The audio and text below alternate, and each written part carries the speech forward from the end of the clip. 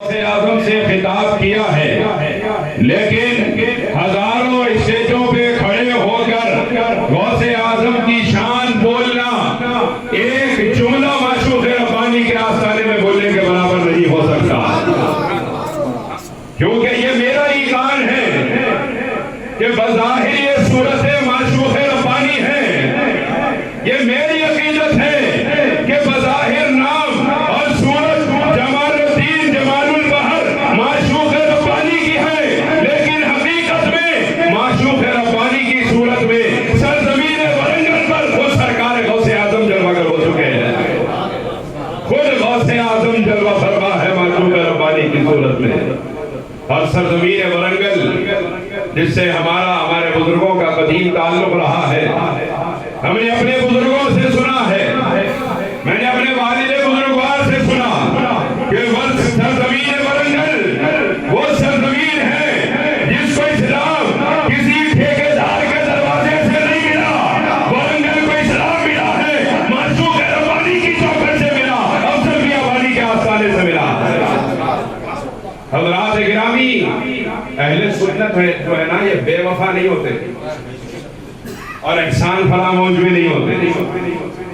کوئی ایک مرتبہ کھانا کھلا دے تو انسان اس کا احسان یاد رکھتا ہے، کوئی ایک جوڑا کپڑا پہنا دے تو انسان اس کا احسان یاد رکھتا ہے، کوئی ایک مرتبہ مصیبت کے وقت اس کے کام میں آ جائے اس کا احسان یاد رکھا جاتا ہے۔ ہم ان سرکاروں کو کیسے بھول جائیں جنہوں نے معمولی احسان نہیں کیا، جن کے در سے ہمیں اسلام ملا، جنہوں نے احسان نہیں کیا، جنہوں نے ایمان دیا ہے، ہم ان سرکاروں کو کیسے بھول سکتے ہیں؟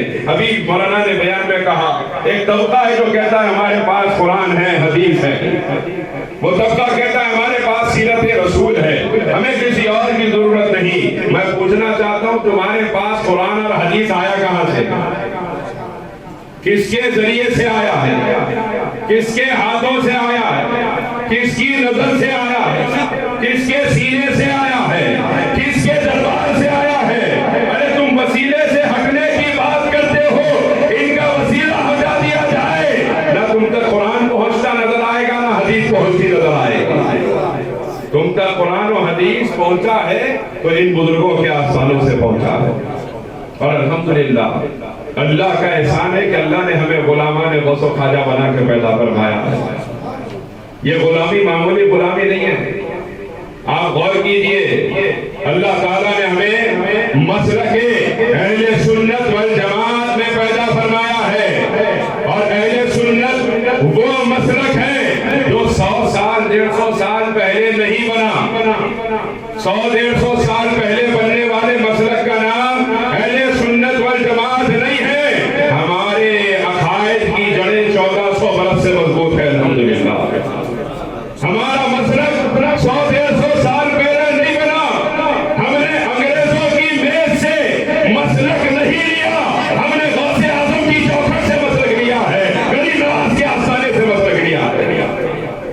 ہم نے اپنا مسلک انگریزوں کی غلامی سے نہیں لیا ہے، انگریزوں کے سامنے ہاتھ باندھ کے کھڑے ہو کر ہم نے اپنے عقیدے نہیں بنائے ہیں، اور ہم نے ان لوگوں کو دیکھ کے بھی مسلک نہیں سیکھا جو انگریزوں کی غلامی کی اینک لگا کے قرآن و حدیث پڑھتے رہے۔ ہم نے مسلک ان اولیاء سے لیا ہے جنہوں نے قرآن حدیث پڑھا ہے تو آنکھوں میں عشق مصطفیٰ کا سرما لگا کے پڑھا ہے۔ اللہ تبارک و تعالیٰ نے ہماری زبانوں پہ غوث پاک کا نام جاری کیا، اب وہ بدنصیب ہے جن کی زبانوں پہ نہیں ہے۔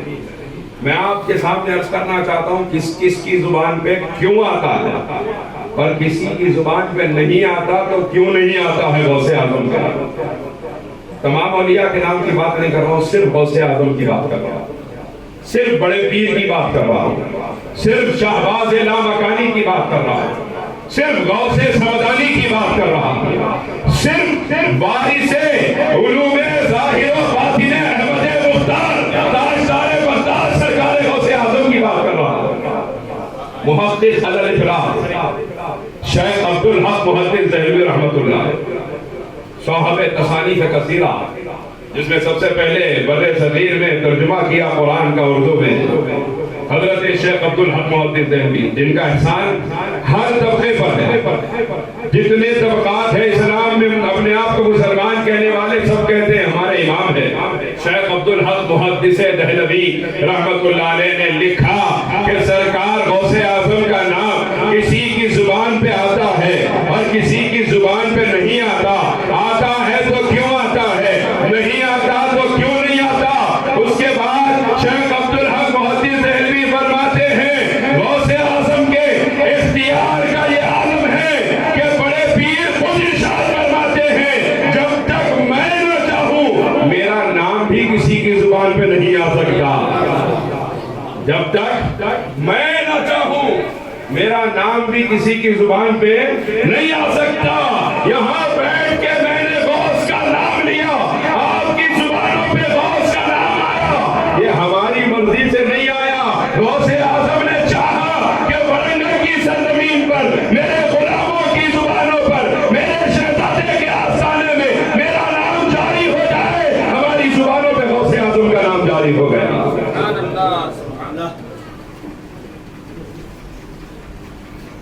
نعرہ تکبیر، نعرہ رسالہ۔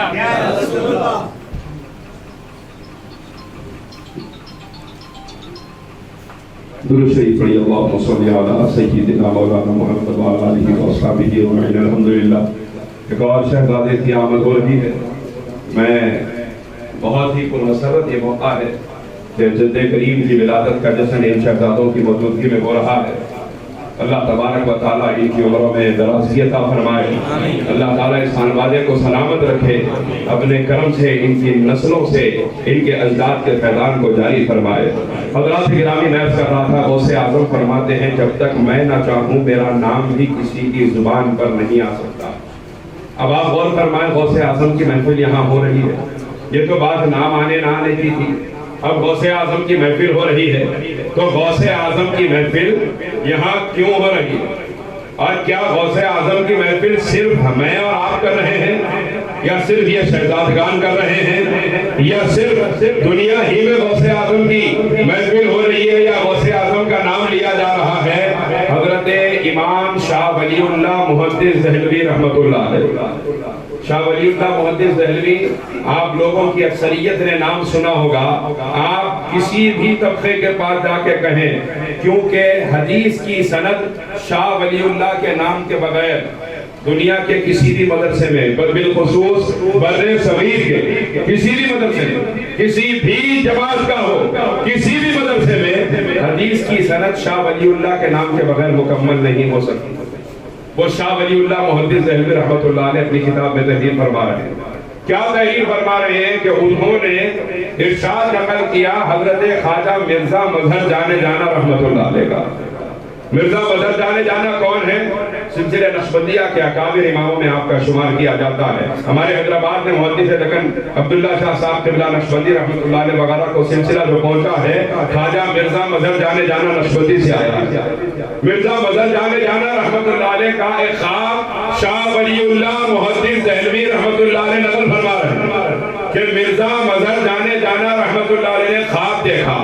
اس خواب میں دیکھ رہے ہیں کہ بہت ساری دیگیں لگی ہوئی ہیں اور پکوان ہو رہا ہے اور بہت سارا کھانا پکایا جا رہا ہے، اور ایک چبوترا نظر آیا، اس چبوترے پہ کئی اولیاء ایک جگہ بیٹھے نظر آ رہے ہیں۔ مرزا مظہر جانے جانا فرماتے ہیں میں بھی چبوترے پہ چڑھ کے دیکھا تو میں حیران ہوں کہ اس چبوترے پر خواجہ نقشبند، خواجہ بہاؤالدین نقشبندی بیٹھے ہیں، خواجہ باقی باللہ بیٹھے ہیں، شیخ احمد سرہندی مجدد الفسانی بیٹھے ہیں، اکابرین سلسلہ نقشبندیہ ایک ہی چبوترے کے اوپر جمع ہو کر بیٹھے ہیں، اور ایسے محسوس ہو رہا ہے کہ کسی کا انتظار ہو رہا ہے، کسی دعوت میں ہے، کسی کا انتظار ہو رہا ہے۔ میں بھی اس چبوترے کے کونے پہ جا کر بیٹھ گیا۔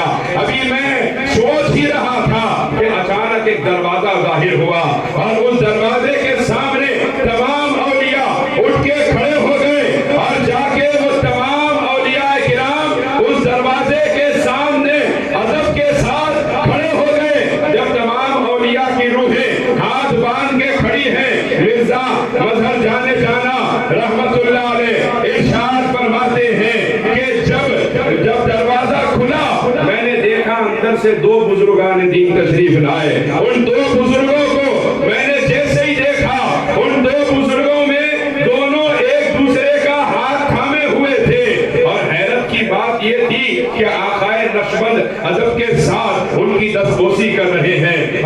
اولیاء ادب کے ساتھ ان دو بزرگوں کی دستبوسی کر رہے ہیں، پکوان بھی ہو رہا ہے، بزرگوں کی روحیں بھی جمع ہے، اور یہاں پر دو بزرگان دین اندر سے تشریف بھی لائے ہیں۔ شاہ ولی اللہ لکھتے ہیں کسی کو انکار کرنا ہو شاہ ولی اللہ کا انکار کرے، مرزا مدر جانے جانا کا انکار کرے، شاہ ولی اللہ لکھتے ہیں مرزا مدر جانے جانا فرماتے ہیں کہ جو بزرگ میرے بازو کھڑے تھے میں نے ان سے پوچھا یہ کیا ہو رہا ہے، یہ کیا ماجرا ہے، یہ کون سا مقام ہے، یہ کیسی دعوت ہے، اور اس کے بعد سوال پر اس بزرگ نے جواب دیا تم جانتے نہیں آج عالم برزخ میں غوث اعظم کی 11ویں منائی جا رہی ہے۔ عالم برزخ میں غوث اعظم کی 11ویں منائی جا رہی ہے۔ پتا کیا چلا غوث اعظم کی محفل صرف ہمارے گھروں میں نہیں ہوتی، عالم برزخ میں اولیاء کی ارواح بھی غوث اعظم کی محفل سجاتی ہے، اکابر اولیاء موجود ہے، غوث پاک کی محفل عالم برزخ میں سجی ہوئی ہے۔ اب مرزا مظہر جانے جانا فرماتے ہیں میں نے پھر ان سے پوچھا کہ یہ تمام اکابرین جن کا ادب کر رہے ہیں یہ دونوں بزرگ آنے والے کون ہیں؟ اس بزرگ نے جواب دیا آپ جانتے نہیں کہ یہ کون ہے؟ غوث اعظم کی محفل میں شرکت کے لیے خود مولا علی شیر خدا تشریف لے آئے ہیں، اور جس کا ہاتھ علی کے ہاتھ میں ہے وہ افضل التابعین خواجہ اویس قرنی ہے، جو غوث اعظم کی محفل میں شرکت کے لیے حاضر ہوئے ہیں، تشریف لے آئے ہیں، اور عالم برزخ میں مولا علی کی صدارت میں غوث اعظم کی محفل سجائی جا رہی ہے۔ یہ کرم ہے، یہ کرم ہے ہم غلاموں پر کہ غوث اعظم کی محافل سجانے کا اللہ ہمیں بھی موقع دے رہا ہے۔ عالم برزخ میں غوث اعظم کی محفل مولا علی کی صدارت آقائے نقشبند کی موجودگی میں خواجہ اویس قرنی کی نگرانی میں منائی جا رہی ہے، اور کتنا بڑا کرم ہے پروردگار عالم کا کہ ایسے بڑے سخی کا دامن ہمارے ہاتھوں میں ہے، ایسے بڑے کریم کا دامن ہمارے ہاتھوں میں ہے۔ سرکار غوث اعظم دستگیر رضی اللہ تعالیٰ عنہ، یاد رکھیں یہ نام پہلے کوئی بغیر طہارت کے بغیر وضو کے لیتا وہ ہلاک ہو جاتا، لیکن جب جلال کم ہوا غوث اعظم کا، صوفیہ فرماتے ہیں آج بھی کوئی بغیر وضو کے غوث پاک کا نام لیتا ہے کم از کم ایک بال اس کے سر کا ٹوٹ کے گر جاتا ہے۔ آج بھی جلال کم ہونے کے بعد بھی یہ عالم ہے، کیونکہ سرکار غوث اعظم کی شان کیا ہے۔ علامہ امام عبد القادر اربلی رحمۃ اللہ علیہ، یہ نام ہو سکتا ہے آپ لوگوں نے سنا ہوگا، امام اربلی اسماء الرجال میں بہت بڑے ائمہ میں آپ کا شمار کیا جاتا ہے۔ امام اربلی محدثین کے امام ہیں، اور یہ جو لوگ کہتے ہیں نا ہندوستان پاکستان ہی میں نظر آتے ہیں، یہ بزرگوں کے چاہنے والے امام اربلی ہندوستان پاکستان کے نہیں عرب کے محدث ہیں، عرب کے امام ہیں، اور آج کے نہیں صدیوں پرانے امام ہیں۔ امام اربلی رحمۃ اللہ علیہ نے ایک کتاب لکھی، اس کتاب کا نام ہے تفریح الخاطر فی مناقب الشیخ عبد القادر، تفریح الخاطر فی مناقب الشیخ عبد القادر۔ اس کے بعد اس کتاب میں بہت سے واقعات آپ نے سرکار غوث اعظم کے جمع فرمائے۔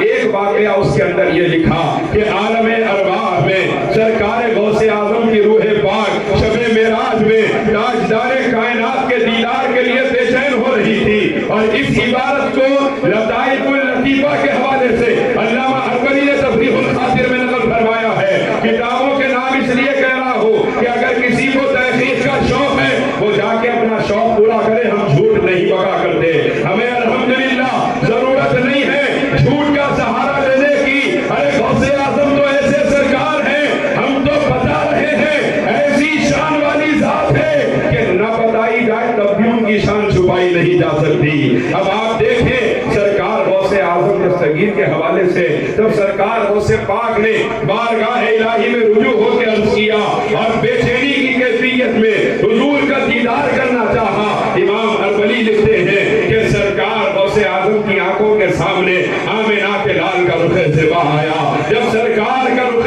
زیبا دیکھا، سرکار غوث اعظم دستگیر نے بے چین ہو کر حضور کی قدم بوسی کی، سرکار مدینہ صلی اللہ علیہ وسلم کو سلام کیا، آپ نے سلام کا جواب دیا۔ اس کے بعد میں رب کریم نے فرمایا میرے محبوب آپ جانتے ہیں یہ کون ہے؟ آپ جانتے ہیں یہ کون ہے؟ تو سرکار مدینہ صلی اللہ علیہ وسلم نے عرض کیا میرے پروردگار اتنا دیکھ رہا ہوں کہ یہ میرے عشق میں مست ہو چکا ہے، اس کا نام تو جانتا ہے، اتنا دیکھ رہا ہوں کہ یہ میرے عشق میں مست ہو چکا ہے اور اپنی ہر شے کو میرے اوپر قربان کر چکا ہے۔ گویا غوث اعظم کی زندگی غوث اعظم کی کیفیت یہ بتا رہی ہے کہ درے یار پر لٹا دے تو بتائے عزیز سے خادم، یہی رسم عاشقاں ہے، یہی جان عاشقی ہے۔ سرکار بڑے پیر غوث اعظم دستگیر قدم بوس ہوئے، سرکار مدینہ نے فرمایا اللہ میں دیکھ رہا ہوں یہ میرے عشق میں مست ہو چکا ہے، اس کا نام تو جانتا ہے۔ رب کریم نے فرمایا میرے محبوب یہ آپ کے نواسے حسن بن علی مرتضیٰ کے گھرانے میں پیدا ہونے والا آپ ہی کا بیٹا ہے، جس کو میں نے محبوب ازلی بنا دیا ہے، معشوق سرمدی بنا دیا ہے۔ اللہ ماربلی الفاظ نقل کر رہے ہیں، رب کریم نے فرمایا میں نے اس کو محبوب ازلی بنایا ہے اور معشوق سرمدی بنایا ہے۔ اس کے بعد میں ارشاد فرمایا جس طرح آپ کے جیسا نبوت کی کائنات میں کوئی نہیں ہے، اس کے جیسا ولایت کی کائنات میں کوئی نہیں ہے۔ اس کے بعد سرکار بڑے پیر غوث اعظم دستگیر کو سرکار مدینہ صلی اللہ علیہ وسلم نے ارشاد فرمایا میرے بیٹے مجھے دیکھ کر جس طرح تجھے خوشی ہوئی ہے، تجھے دیکھ کر اسی طرح مجھے بھی خوشی ہو رہی ہے۔ اس کے بعد میرے آقا صلی اللہ علیہ وسلم سے سرکار بڑے پیر نے عرض کیا یا رسول اللہ آپ اپنے قدوم پاک، علامہ اربلی نے یہ تفصیلی واقعہ لکھا ہے کہ آپ اپنے قدوم پاک میری گردن کے اوپر رکھ دیجئے۔ سرکار مدینہ صلی اللہ علیہ وسلم نے اپنے قدم پاک کو سرکار بڑے پیر کی گردن مبارک پہ رکھا، ارشاد فرمایا عبد القادر ہمارا قدم تمہاری گردن پر ہے، تمہارا قدم روئے زمین کے سارے اولیاء کی گردن پر ہے۔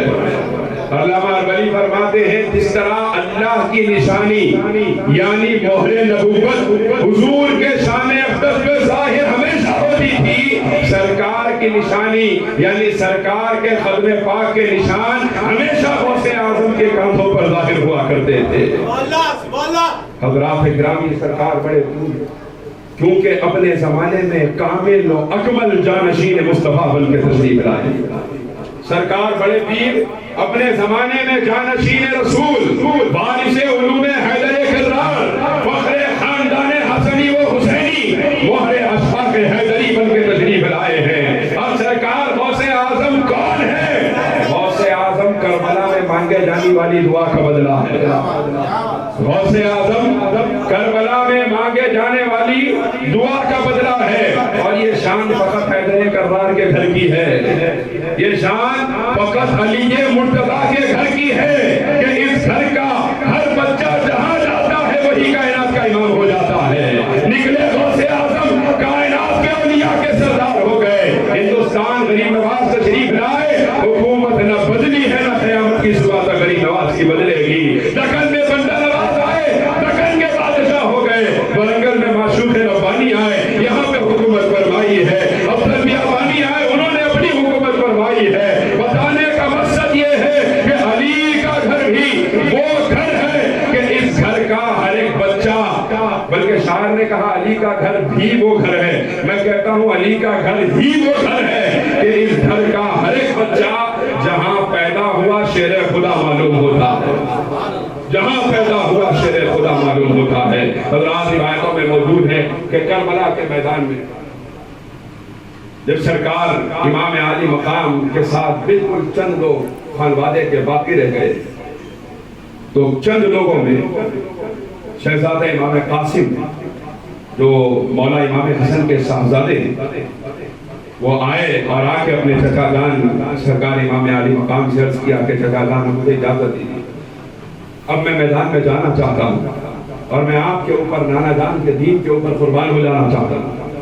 امام عالی مقام نے فرمایا میرے بھتیجے جب تک تیرا چچا زندہ ہے کوئی تیرے قریب نہیں آ سکتا، میں کسی پہ تیرے قریب آنے نہیں دوں گا۔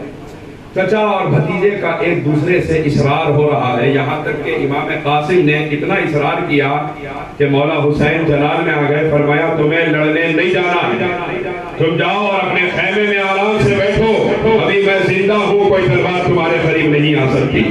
جب چچا نے ڈانٹ کے بھیج دیا تو شہزادہ قاسم جا کے اپنے خیمے میں بیٹھے، اور خیال ہے کہ وہ چچا جس نے آج تک کبھی بھی میری کسی بھی بات کو منع نہیں کیا تھا، آج منع بھی فرمایا ہے، جلال بھی فرمایا۔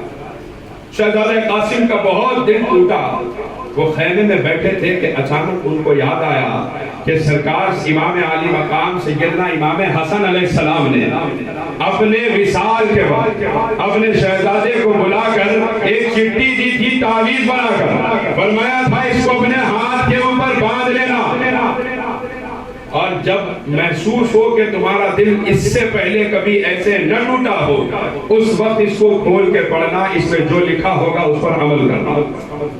شہزادہ امام قاسم کو یاد آیا کہ ابا جان نے چٹھی دی تھی جو ابھی تک میرے ہاتھ پہ بنی ہوئی ہے۔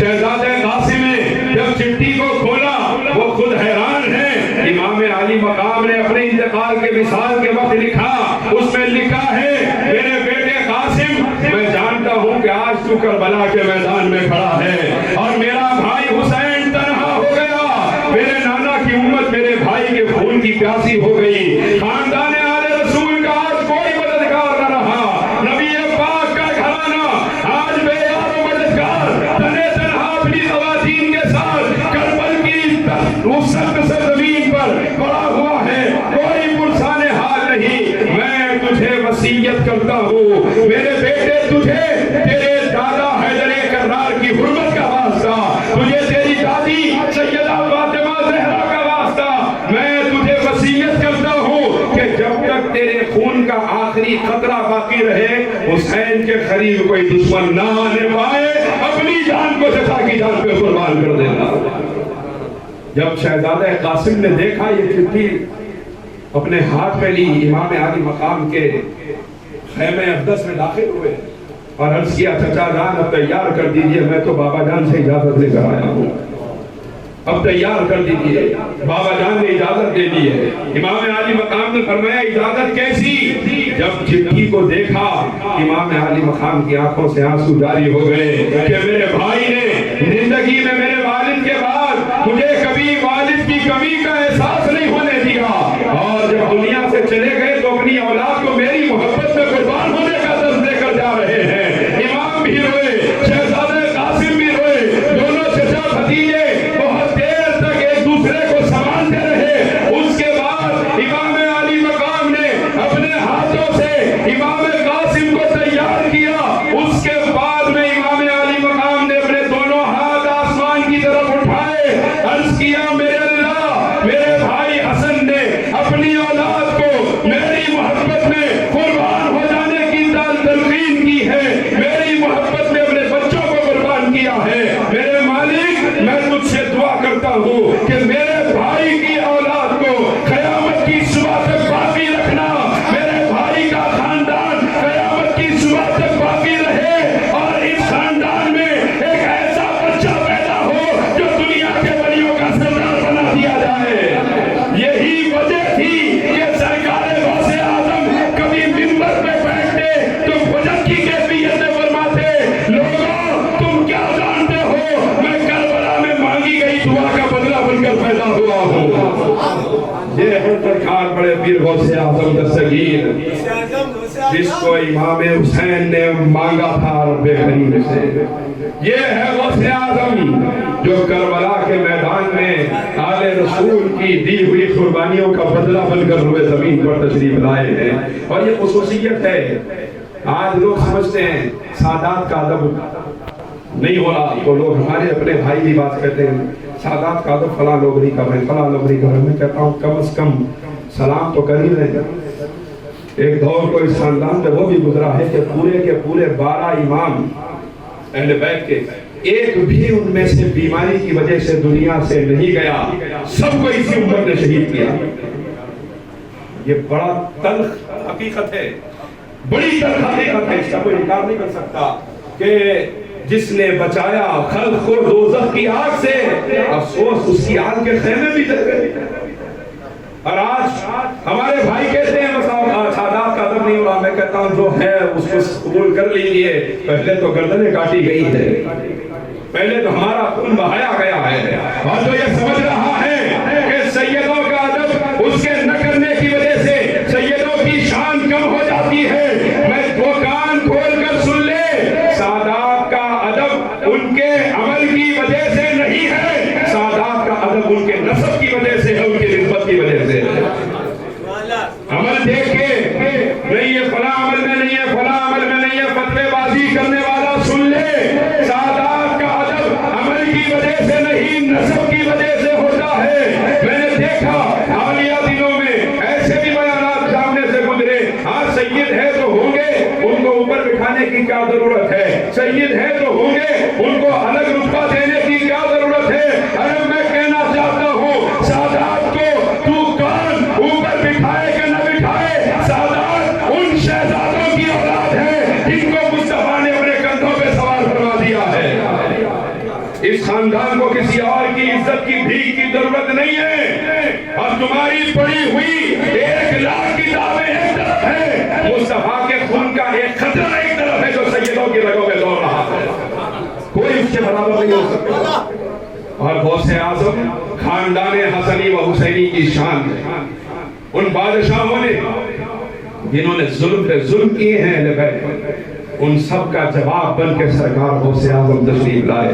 وہ تو غوث اعظم آئے تبھی تو یہ سارے ظلم کی داستانیں بند ہوئی ہیں، یہ ظلم کی جتنی داستانیں بند ہوئی اہل بیت پر غوث اعظم کی آمد کا صدقہ ہے، کیونکہ بادشاہوں کی اوقات نہیں تھی کہ غوث اعظم کے سامنے کھڑے ہو کے گفتگو بھی کر دیں، تلوار چلانا تو بڑی بات ہے۔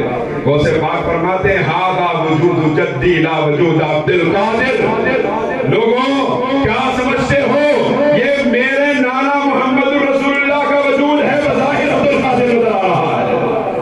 سرکار غوث اعظم نے خود اپنے متعلق یہ بیان فرمایا کہ اللہ تعالیٰ نے بہت سی چیزیں ایسی بنائی ہے جن کو انسان نہیں سمجھ سکتے، ان میں سے ایک عبد القادر جیلانی ہے۔